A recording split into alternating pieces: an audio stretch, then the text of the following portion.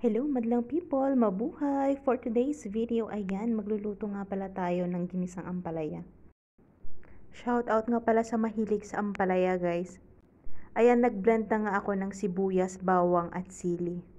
At syempre yung kawali, nilagyan ko na yan ng mantika at isinunod ko na yung mga sangkap. So imekos-mekos lang yan guys. At ayan na nga, nilagyan ko yan ng isang Knorr cube, pampasarap. At syempre, nilagyan ko na rin yan ng coriander powder. At huwag nyo rin kalimutan ang inyong chili powder para may tapang guys, may anghang. Naglagay nga pala ako ng konting alamang dyan. At syempre, ang pangmalakasang kamatis. At ayan na nga, nilagay ko na nga yung hiniwa-hiwa nating ampalaya. At syempre, imekos-mekos lang yan guys.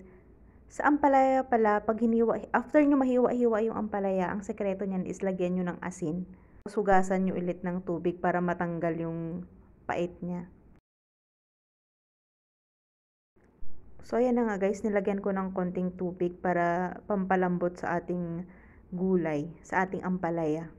So hayaan lang natin na kumulo yan. So naparami na ata yung pagmekos-mekos natin. So ayan nga guys, santayin lang natin na maluto. Promises, masarap din yung ganitong way na pagluluto ng ampalaya guys. So hindi ko rin siya nilagyan ng itlog. So ayan na guys, pag konti na yung sabaw niya, pwede na nating hanguin yung ating ampalaya. Ating ginisang ampalaya. Maraming salamat po sa panunood.